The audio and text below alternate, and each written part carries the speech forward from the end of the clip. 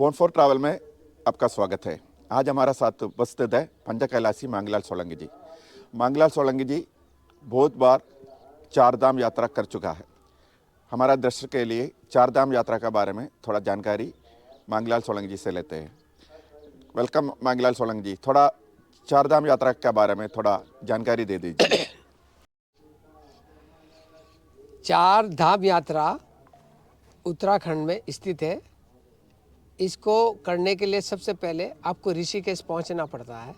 ऋषिकेश पहुंचने पर आप 4 व्हीलर की सुविधा लें या बस से भी जा सकते हैं। मैं और मेरे प्रिय मित्र मधुमोहन बेंगलोर हम लोग बस से गए थे।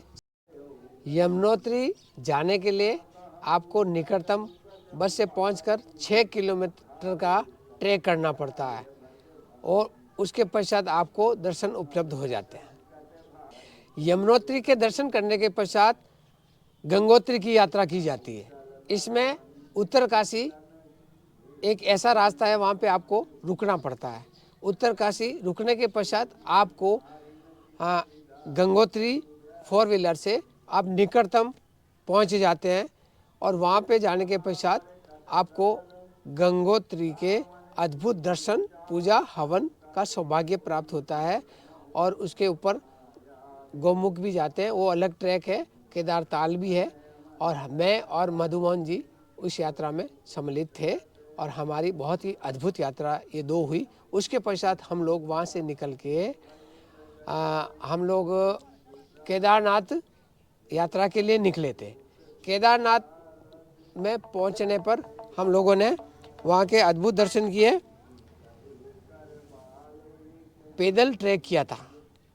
पैदल ट्रैक करने के पश्चात हम लोग वहाँ पे केदारनाथ में 3 दिन का रात्रि विश्राम किया और हमारे शरीर में सकारात्मक ऊर्जा, जो पॉजिटिव एनर्जी बोला जाता है, वो प्राप्त हुई और अद्भुत दर्शन हुए। और केदारनाथ में हम लोग ऊपर भी गए थे। वहाँ भैरू जी का, क्षेत्रपाल जी का निवास स्थान है और वो दर्शन करने भी अनिवार्य माने जाते हैं। और वहाँ पहुँचने पर केदार घाटी का अद्भुत दृश्य आपको उपलब्ध होता है। हेली सेवाएँ निरंतर जारी रहती है और वासुकी ताल भी उसके ऊपर है। वो भी आप दर्शन करने के लिए, हर कोई तो नहीं जा सकता, लेकिन कुछ अनुमति या प्रयास या गाइड लेके आप कर सकते हैं। और केदार यात्रा में यात्रा करने के पश्चात आपको एक 5000 का एक पास भी आजकल जारी होता, जिसमें शिवलिंग के पास में आपको 15 मिनट बैठने का सौभाग्य प्राप्त होता है। और वो पूजा रात्रि में भी होती है। हमें प्रातःकाल 4 बजे का समय मिला तो हमने किया था। इस प्रकार केदारनाथ के अद्भुत दर्शन, पूजा करने के पश्चात हम वापस नीचे उतर के आते हैं और ऊपर भी हम ट्रैक करके जाते हैं। भैरू जी का स्थान है, क्षेत्रपाल जी का, वो भी अद्भुत दृश्य है। केदारनाथ यात्रा के पश्चात हम वहाँ से नीचे उतर के आते हैं और गोपेश्वर चमोली के पश्चात एक रास्ता जाता है, तो उसमें हम लोग फिर बद्रीनाथ के रास्ते पे चले जाते हैं।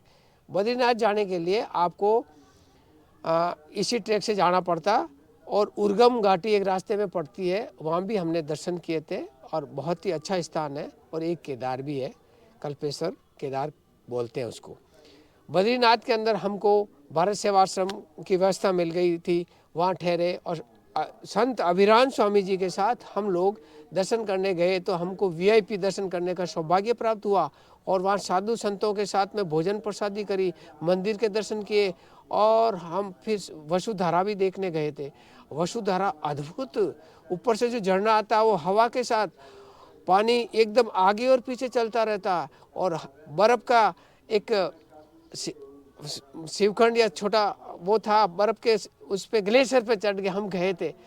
क्या अद्भुत नज़ारा था वसुधारा का। और वो माना गांव है, वहाँ के दृश्य आपको पता है, व्यास गुफा है, सरस्वती माँ का उद्गम स्थल वहाँ आंखों से आप देख सकते हैं और भीम शिलाएं हैं। आप यदि ये 4 धाम की यात्रा करते हैं तो आपके पूर्वजों को भी पुण्य मिलता, आपकी आने वाली संतान उनको भी इस फल की प्राप्ति होती है, आपका जीवन सफल हो जाता है।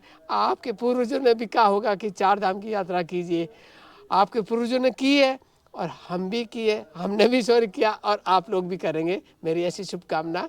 ओम नमः शिवाय।